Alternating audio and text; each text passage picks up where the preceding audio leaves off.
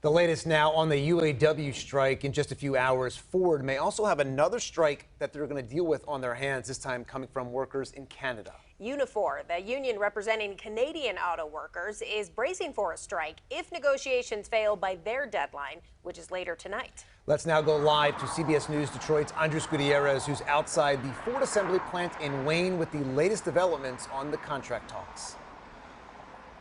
Well, Jeff, I talked to a source that is familiar with the talks, and they told me this afternoon that the union is now waiting on new counteroffers from all three automakers. Over the weekend, they met with Ford and GM. Talks with Ford described as productive. Today, they met with Stellantis, and as of this hour, the numbers are still far apart, and so there is a good chance that this week we may see more workers walk off the job and join the picket lines.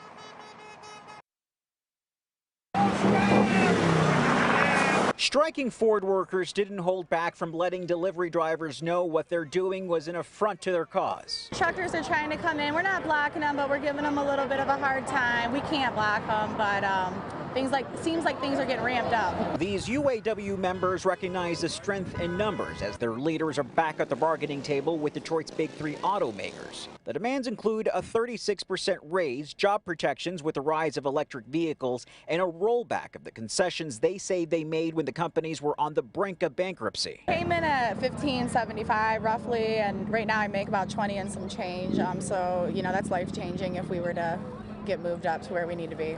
The 40% pay increase. Eric Hollins has worked at the Wayne Ford assembly plant for 29 years and would like to see pensions come back.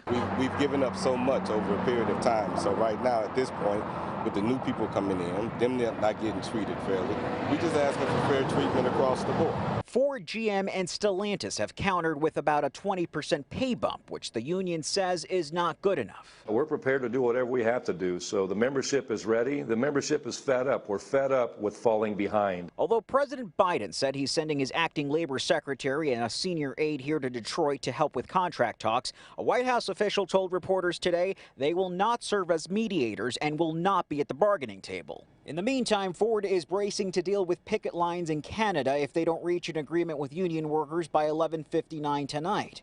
The Canadian union extended its contracts with General Motors and Stellantis, but not with Ford, their target company. Your brothers and sisters across the way in Canada are also preparing to also perhaps go on strike tonight. Your message to them? Stand strong. It's going to be a bump in the road, but you got to prepare yourself for it. You know what we've been asking for, you know what we're giving up. You stand strong, keep your head up, and stay together as a team, and we get through this.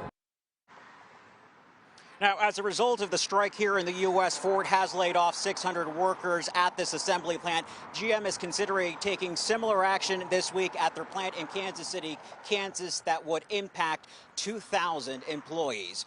Reporting live in Wayne tonight, Andres Gutierrez, CBS News, Detroit. All right, Andres, day 4 and counting of this strike. Thank you for that report.